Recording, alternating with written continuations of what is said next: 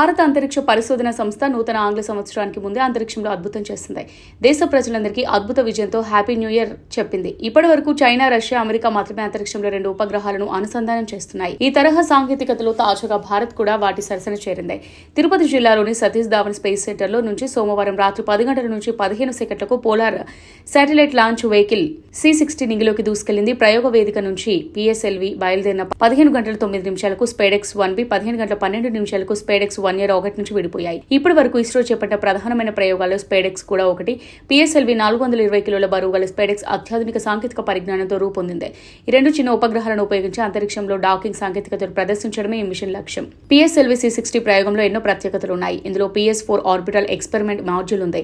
దీన్ని POMEగా పేర్కొంటారు. PSLV వాహన నౌక ప్రయోగం అనంతరం PS-4లో కొన్ని పరిశోధనలు చేపట్టనున్నారు.